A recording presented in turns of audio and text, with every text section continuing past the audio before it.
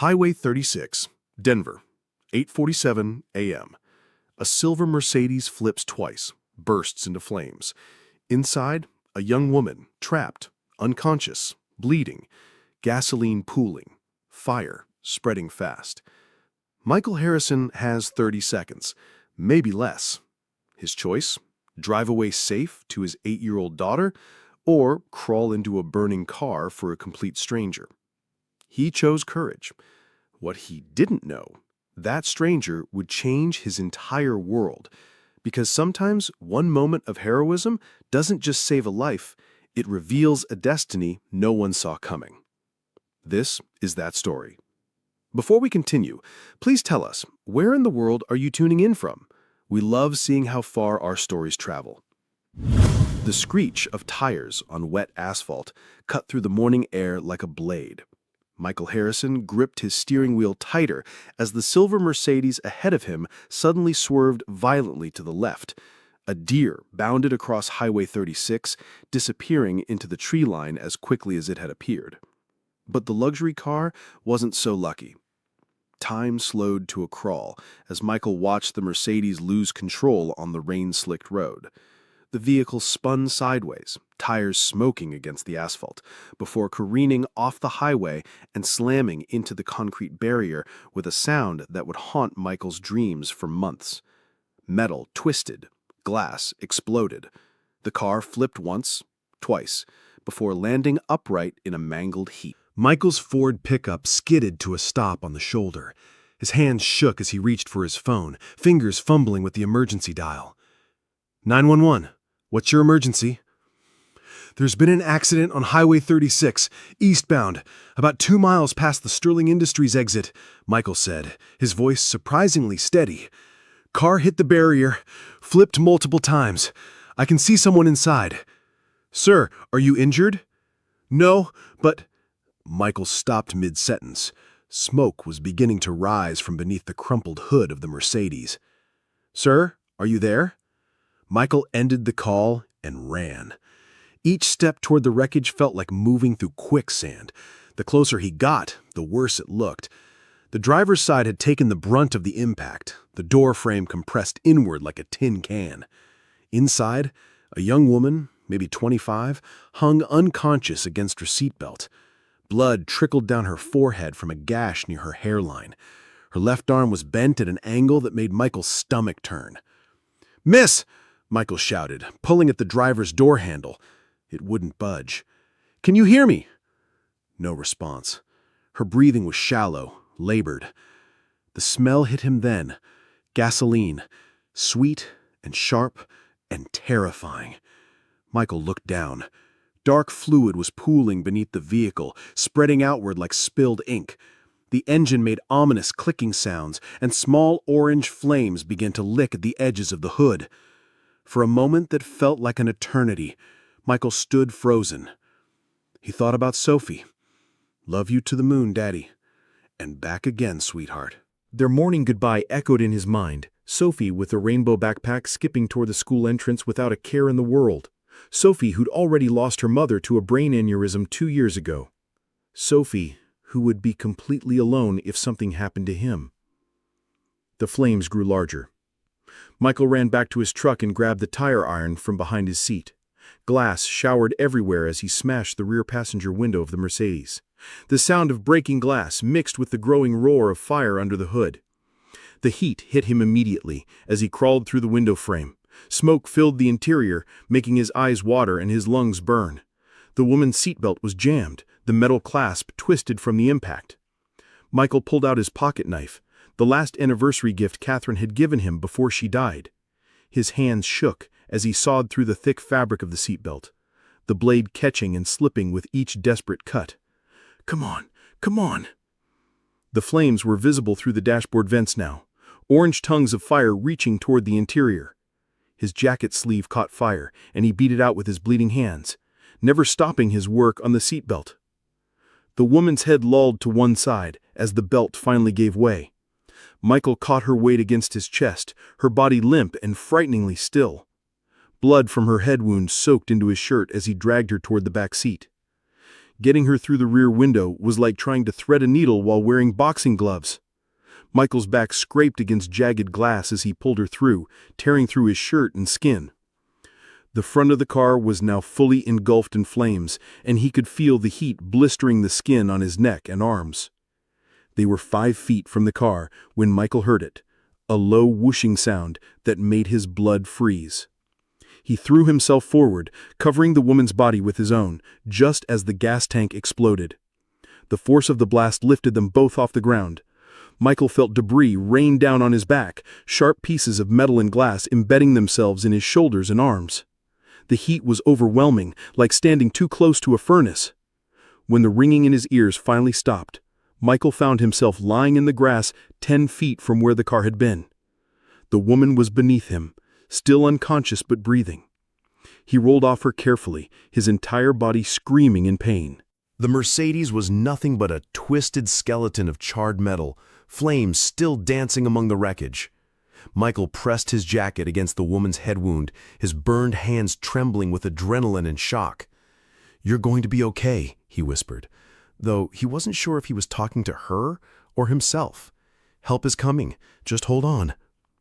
In the distance, sirens wailed.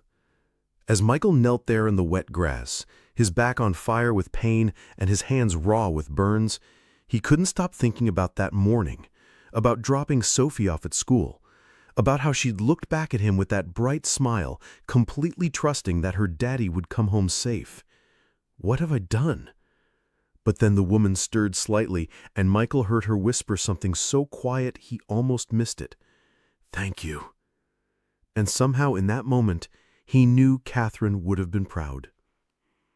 The paramedics found them like that. Michael hunched over the unconscious woman, talking to her softly, even though she couldn't hear him. His hands were a mess of burns and lacerations. Second-degree burns covered his back and arms, and blood seeped through his torn shirt from a dozen cuts. "Sir, you need to let us take a look at you," the paramedic said, a young man with kind eyes and steady hands. "Take care of her first," Michael insisted, his voice hoarse from smoke inhalation. "She was trapped longer than me." "Sir, please." Michael's eyes never left the woman's face. "Make sure she's okay first."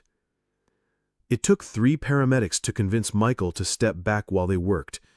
As they loaded the woman into the ambulance, Michael caught a glimpse of her purse, scattered contents spilling onto the wet asphalt. A driver's license, credit cards, a photo of an older man with silver hair and kind eyes. The name on the license read, Olivia Sterling. Sterling, like Sterling Industries, where Michael had been working as a maintenance supervisor for the past 5 years. But the connection didn't register through the fog of shock and adrenaline. All that mattered was that she was breathing, that the paramedics were saying words like stable and responsive. "What's your name, sir?" the second paramedic asked as she cleaned the glass from Michael's hands. "Michael Harrison." "Well, Mr. Harrison, you saved her life, but you also nearly got yourself killed doing it. These burns are serious." Michael nodded absently, watching the ambulance pull away with Olivia inside. Only then did he allow himself to think about Sophie, about the phone call he'd have to make to his sister. How do you tell an 8-year-old that daddy might have scars for the rest of his life because he couldn't drive past a stranger in trouble? The emergency room at Denver General was a blur of activity. Michael sat on an examination table while Dr. Sarah Chen worked on his hands, carefully removing pieces of glass and debris from his palms and fingers. "You're lucky," she said, though her expression suggested she thought he was anything but. "The burns on your back are a 2nd degree, but they should heal without permanent damage to muscle function. Your hands, though, you're going to need surgery on 3 fingers. There's significant nerve damage." Michael watched her work, his mind elsewhere. "The woman from the accident, Olivia Sterling, she's alive because of you," Dr. Chen said firmly. "Skull fracture, broken arm, some internal bleeding, but nothing that won't heal. The fire department said you had maybe 30 seconds before that car became a death trap." 30 seconds. Michael closed his eyes and tried not to think about how many times in those 30 seconds he'd almost turned around and walked away. "Mr. Harrison?" Dr. Chen's voice was gentle. "Is there someone we can call? Family?" My sister, Maria, and my daughter's school, Sophie. She's 8. I was supposed to pick her up at 3:30. Michael's voice cracked. The medication was making everything feel distant and strange, but the thought of Sophie waiting for him at school brought everything into sharp focus. "We'll take care of that," Dr. Chan assured him. "But you're going to be here for a while. Surgery, observation, physical therapy. This isn't something you recover from in a day or two." Michael nodded, staring down at his bandaged hands. 2 weeks ago, the biggest worry in his life was whether he could afford to fix the water heater in his apartment. Now he was looking at medical bills that would probably cost more than he made in 6 months. But she's alive, he told himself. Olivia Sterling is alive. That had to be enough. Maria arrived 20 minutes later with Sophie in tow, her face pale with worry. "Uncle Mike!" Sophie launched herself at the hospital bed before Maria could stop her, then pulled up short when she saw the bandages covering her father's arms. "What happened to you?" Michael looked at his daughter, all freckles and worried brown eyes and tangled hair from the playground, and felt his heart break a little. How do you explain to a child that sometimes adults have to make choices between safety and doing what's right? "I helped someone who was hurt, sweetheart," he said simply. "But I'm okay. I'm going to be okay." Sophie climbed carefully onto the bed beside him, avoiding his bandaged hands. "Were you scared?" "Terrified," Michael admitted, because he'd learned after Catherine died that honesty was better than false comfort. But sometimes being brave means doing the right thing even when you're scared. "Like how you took care of me after Mommy went to heaven?" Michael's throat tightened. Sophie only talked about Catherine in whispers, usually late at night when the dreams were bad.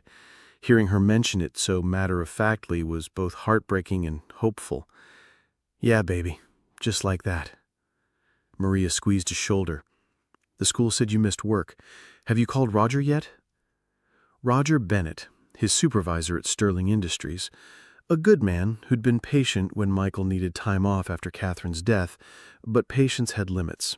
Missing 2 weeks for medical recovery was one thing. Missing work because you'd nearly killed yourself saving a stranger was another. "I'll call him tomorrow," Michael said. "Right now, I just want to go home." But as he lay in that hospital bed, watching Sophie color pictures of superheroes she insisted looked like him, he couldn't shake the feeling that something had fundamentally changed. Not just in his body, with the burns and cuts that would leave permanent scars, but in his understanding of who he was and what he was capable of. Catherine used to say that love meant showing up for people, even when it cost you everything. Michael had always thought she was talking about family, about the way you take care of your wife and daughter, no matter what. He'd never considered that sometimes love meant showing up for complete strangers. 2 weeks later, Michael was back at work, with his hands still bandaged and his movements slower than usual. The burns on his back had healed enough that he could wear his uniform shirt without too much discomfort, but gripping tools was still painful. He was fixing a heating unit in the executive wing of Sterling Industries when Roger Bennett found him. "Mike?" Roger's voice was strange, almost nervous. "Mr. Sterling wants to see you, in his office, now." Michael's stomach dropped. Alexander Sterling, the CEO of Sterling Industries. In 5 years of working there, Michael had never even been on the same floor as the man's office, let alone called to meet with him personally. "Is this about the time I missed?" Michael asked, already mentally calculating how much money they had saved and how long it might last if he lost his job. "Just go up there, Mike. Diane's expecting you." The executive elevator felt like the longest ride of Michael's life. The top floor of Sterling Industries was all marble and glass, with panoramic views of the Denver skyline and the mountains beyond. Michael had seen it in company newsletters, but being there in person was overwhelming. Diane, Mr. Sterling's assistant, smiled warmly at him. "Mr. Harrison, he's expecting you. Please, go right in." The office was larger than Michael's entire apartment. Floor-to-ceiling windows looked out over the city, and expensive artwork lined the walls. Alexander Sterling stood by the window with his back turned, a distinguished man in his 60s with silver hair and perfectly tailored suit. But it was the other person in the room who made Michael's breath catch in his throat. The young woman from the accident sat in a wheelchair near Mr. Sterling's desk. Her arm was in a cast, and bandages were still visible on her forehead where Michael remembered seeing blood. But her eyes were alert and focused, and she was staring at him with an expression he couldn't quite read. She was crying. "Mr. Harrison?" Alexander Sterling turned from the window, and Michael could see that his eyes were red-rimmed with emotion. "I'd like you to meet my daughter, Olivia." The world tilted sideways. His daughter, the woman Michael had pulled from the burning car, the stranger he'd risked his life for, was Alexander Sterling's daughter. Olivia struggled to stand from her wheelchair, wobbling slightly on unsteady legs, and before anyone could stop her, she crossed the room and threw her good arm around Michael in a fierce hug. "You saved my life," she sobbed into his shoulder, her voice muffled by tears and emotion. "The doctor said I had less than 30 seconds before the fire reached the passenger compartment. They told me everything. Your injuries, your burns, how you shielded me from the explosion." Michael stood frozen, overwhelmed by the revelation and by the weight of her gratitude. All he could think about was that morning weeks ago, about how close he'd come to driving past the accident, about Sophie, about the choice between safety and courage. "I just did what anyone would do," he said quietly. "No." Alexander Sterling's voice was thick with emotion as he approached them. "Mr. Harrison, Michael, I've spent the last weeks learning about you, about your wife, Catherine, about Sophie, about how you've worked here for 5 years without a single complaint, how you've never missed a day except when you were literally in the hospital because you saved my daughter's life." The older man placed a hand on Michael's shoulder, and Michael noticed that it was shaking slightly. "Mr. Harrison, Michael, I've built this company on the principle that good people deserve recognition. But what you did goes beyond anything I could have imagined. Olivia is my only child. I lost my wife Margaret 10 years ago to cancer, and Olivia is all I have left in this world." Olivia pulled back from the hug, wiping tears from her cheeks. "I've been having nightmares about being trapped in that car. The fire, the smoke, the feeling of not being able to move. But then I remember someone was there, talking to me, telling me I'd be okay. Even though I was unconscious, somehow I heard you." "You told me thank you," Michael said suddenly. "Right before the paramedics came, you whispered thank you." "I remember that," Olivia said softly. "It was like hearing an angel." Alexander Sterling cleared his throat, composing himself. "Michael, I want to make some things clear. First, all of your medical expenses have been covered. Every penny. That's non-negotiable." Michael started to protest, but Alexander held up a hand. "Second, we are promoting you to facilities director. It comes with a substantial salary increase and benefits that will cover Sophie's health care and education through college." "Mr. Sterling, I can't—" "Third," Alexander continued, "Olivia has a request." Olivia smiled through her tears. "I've been working on my master's degree in child psychology. Before the accident, I was driving to a children's shelter to deliver books and spend time with kids who've lost parents. It's something I do every week." She paused, glancing at her father. "I'd like to meet Sophie. Not because I feel obligated to, but because I want to understand the kind of man who would risk leaving his daughter an orphan to save a stranger. I want to learn from both of you." Michael felt tears he didn't know he'd been holding back start to fall. She'd like that. Sophie would really like that. The first time Olivia came to dinner at their modest apartment, Sophie was so nervous she hid behind Michael's legs for the first 10 minutes. But Olivia had brought a bag full of art supplies and a book about superheroes, and within an hour, the two of them were sitting on the living room floor, coloring and laughing like old friends. "Mr. Mike," using the nickname Sophie had insisted she adopt, "you know what Sophie told me today?" Michael looked up from the kitchen, where he was attempting to cook spaghetti with his still healing hands. "What's that?"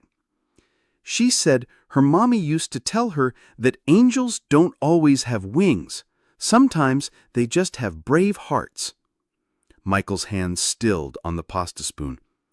Catherine had said those exact words to Sophie during one of their bedtime conversations back when she was still alive to tuck their daughter in at night. She was right, Olivia continued. I used to think heroes were people in movies or books, but real heroes are people like you, people who show up when it matters. Sophie looked up from her coloring book. Olivia says she wants to help kids like me, kids whose mommies and daddies are in heaven. Is that right? Michael asked, bringing plates of spaghetti to the coffee table where they were sitting. My whole life, I've had everything I could ever want, money, education, opportunities, but I never really understood what it meant to be grateful until I woke up in that hospital and realized someone had risked everything to save me. She paused, twirling spaghetti around her fork with her good hand. You didn't just save my life that day, Michael. You showed me what my life should be for, what it means to live in a way that's worthy of the sacrifice someone made for you. That night, after Olivia left and Sophie was asleep, Michael sat in his small kitchen and pulled Catherine's coffee mug from the cabinet where he'd kept it for 2 years. He'd never been able to bring himself to use it or put it away permanently. It had just sat there, a reminder of everything he'd lost. For the first time since Catherine died, Michael made himself a cup of coffee and drank from her mug. It didn't bring her back. Nothing ever would. But somehow, it felt like she was there with him, proud of the choice he'd made and the new family they were building from the ashes of their grief. 6 months later, Sterling Industries held its annual gala at the Denver Art Museum. Michael stood backstage in a rented tuxedo that Sophie had insisted made him look like James Bond, nervous sweat beading on his forehead despite the air conditioning. You ready for this, Daddy? Sophie asked, straightening his bow tie with 8-year-old seriousness. Not even a little bit, Michael admitted. Alexander Sterling had insisted on presenting Michael with the company's first annual Courage Award at the gala, in front of 500 employees, board members, and community leaders. Michael had tried to decline, but Olivia had given him a speech about the importance of recognizing real heroes in a world full of fake ones. It's not about you. It's about showing other people that ordinary individuals can do extraordinary things. That courage isn't about being fearless. It's about being afraid and doing the right thing anyway. From the wings, Michael could hear Alexander's voice carrying across the ballroom. Ladies and gentlemen, this company was built on the principle that every person matters. Tonight, I want to tell you about a maintenance supervisor who exemplified that principle in the most extraordinary way. As Alexander began telling the story of the accident, Michael felt Sophie slip her small hand into his. Daddy, are you scared? Terrified, Michael said honestly. That's okay, said, with the wisdom that children sometimes possess. Heroes can be scared. That's what makes them brave. When Michael walked onto the stage, the entire room erupted in a standing ovation that seemed to go on forever.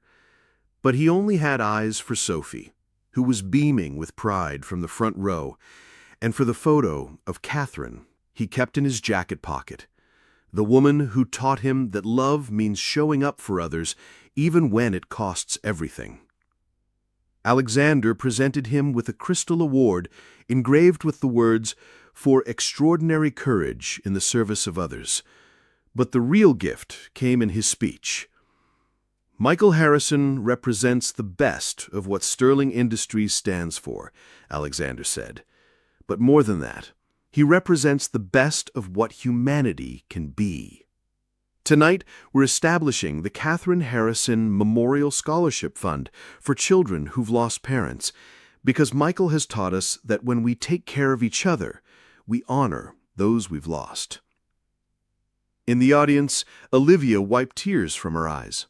Over the past 6 months, she'd become more than just the woman Michael had saved. She'd become Sophie's honorary big sister, Michael's friend, and a reminder that sometimes the most unexpected moments lead to the most beautiful connections. After the ceremony, as guests mingled and congratulated Michael, Olivia pulled him aside. You know what the hardest part of recovery was? What's that? knowing that someone risked everything for me when I was a complete stranger. It made me realize I needed to live a life worthy of that sacrifice. You didn't just save me from that car, Michael. You saved me from wasting my life on things that don't matter." She gestured toward Sophie, who was showing off her father's award to anyone who would listen. "Look at her. Look at how proud she is. You raised a daughter who thinks her daddy hung the moon. And you know what? She's right." Michael smiled, watching Sophie animatedly tell the story of his heroism to a captivated audience of adults. Catherine would have loved this. Not the attention or the award, but seeing Sophie so happy, seeing our family grow. "She would have been proud of you," Olivia said, "for the man you were that day on the highway, and for the man you've become since." 1 year later, Michael Harrison's life looked nothing like he could have imagined. He worked in a corner office as Vice President of Employee Welfare and Community Outreach, a position Alexander Sterling had created specifically for him. The job allowed him to identify and help employees facing hardships, to ensure that Sterling Industries lived up to its values, not just in policy, but in practice. Sophie thrived in a private school that Olivia had recommended, but more importantly, she'd found her smile again.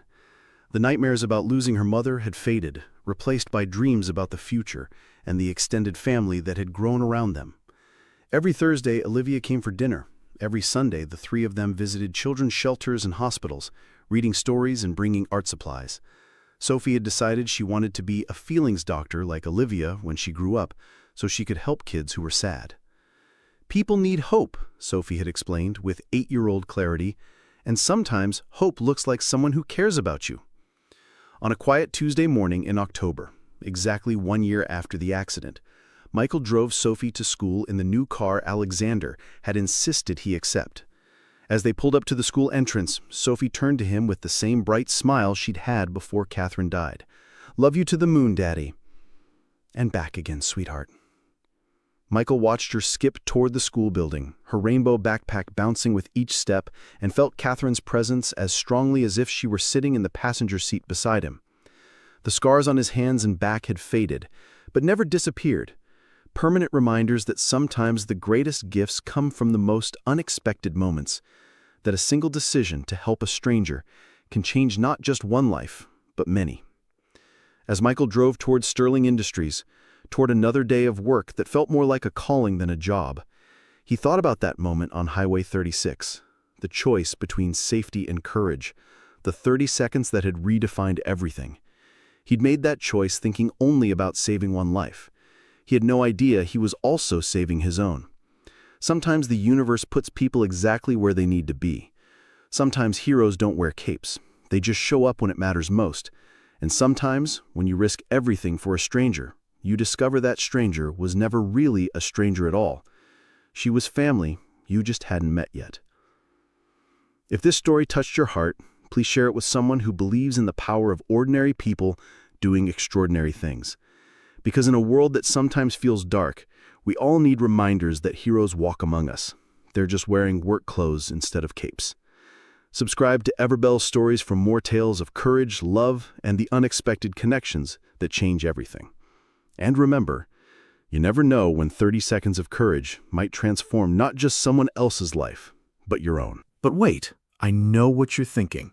You've been watching Michael and Olivia's beautiful friendship unfold, seeing how perfectly they complement each other, how Sophie lights up whenever Olivia walks through their door.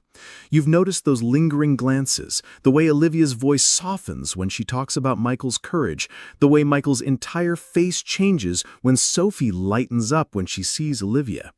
You're wondering if maybe, just maybe, this story of rescue and friendship could become something even more beautiful. Well, let me tell you something. Months after that gala, on a snowy December evening, when Olivia was reading bedtime stories to Sophie, something happened that changed everything again. A moment so tender, so unexpected, that it made Michael realize his heart was ready to love again. And Sophie? She had plans of her own.